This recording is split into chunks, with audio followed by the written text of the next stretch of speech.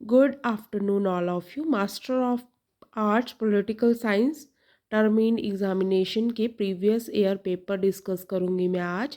MPSC 003 India and democracy and development, ये 100 marks का होता है पेपर और 3 आवर्स आपको मिलते हैं।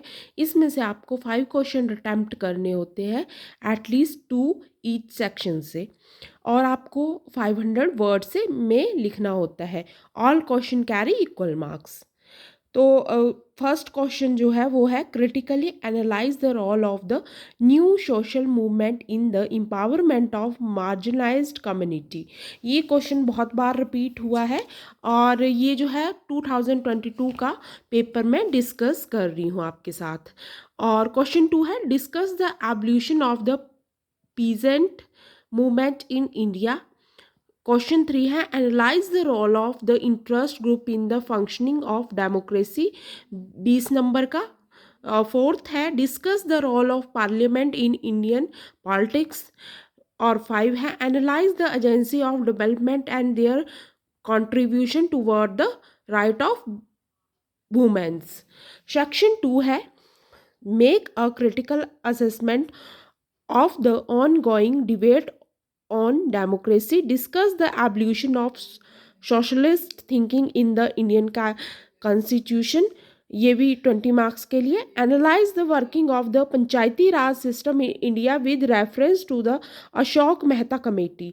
इसमें आपको बताना है, अशोक मेहता कमेटी जो थी, पंचायती राज जो था, 73 अमेंडमेंट जब हुआ था तब पंचायती राज आया था।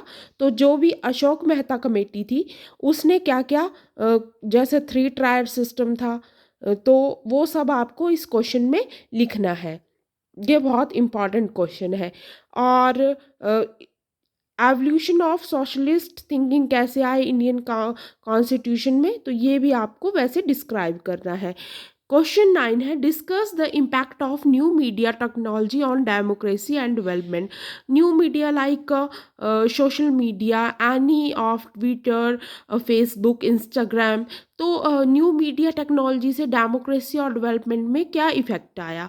और right a short note on the following, the Tebhaga movement, the Karachi resolution of the Congress. I hope आपको पता चल रहा होगा।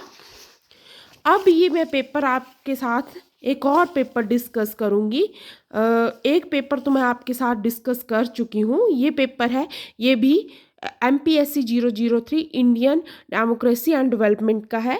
तो इसमें है first question, discuss the various debate on the model of development, right a not on a constitutional right granted to Indian citizen. Indian citizen के लिए कॉन्स्टिट्यूशन में क्या क्या राइट है, क्या क्या हमारे फंडामेंटल राइट्स हैं, वो सब आपको इसमें डिस्क्राइब करने हैं। और जो भी राइट्स आपको दिए गए हैं, राइट टू एजुकेशन है, राइट टू इक्वालिटी है, वो सब आपको इसमें लिखना है। और नेक्स्ट क्वेश्चन है, briefly explain the factor impacting political system. ऐसे फैक्टर जो पॉलिटिकल सिस्टम को इफेक्ट करते हैं वो सब आपको लिखने हैं। Explain the liberalisation, privatisation, globalisation, LPG process in the development economies. मतलब लिबरलाइजेशन कैसे हुई, प्राइवेटाइजेशन कैसे हुई, ग्लोबलाइजेशन कैसे हुई। प्राइवेटाइजेशन मतलब प्राइवेट्स, और ग्लोबलाइजेशन मतलब एक कंट्री से दूसरी कंट्री को ट्रेड कैसे हुआ, वो सब आपने इसमें डिस्क्राइब करना है। Discuss the working of federal system in India, India के फेडरल सिस्टम में कैसे वर्किंग होती है वो सब आपको डिस्क्राइब करना है। सेक्शन 2 की बात करें तो, trace the evolution of the idea of decentralization in India.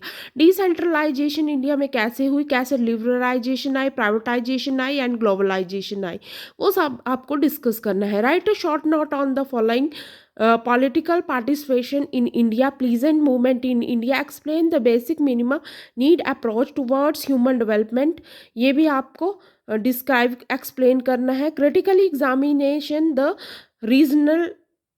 Regionalisation of Indian politics and its application for new economic policy, ये आपको एग्जामिन करना है। Examine the performance of democracy in India since independence.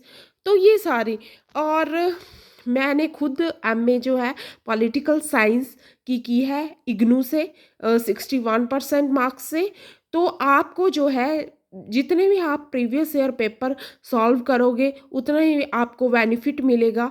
तो जितने भी आपको मैंने previous year question बताए हैं वो आप ज़रूर पढ़ें और अच्छे मार्क्स आप ला सकते हो। आई होप आपको ये वीडियो इन्फॉर्मेटिव लगा होगा। मिलते हैं नेक्स्ट ब्लॉग में। Thank you.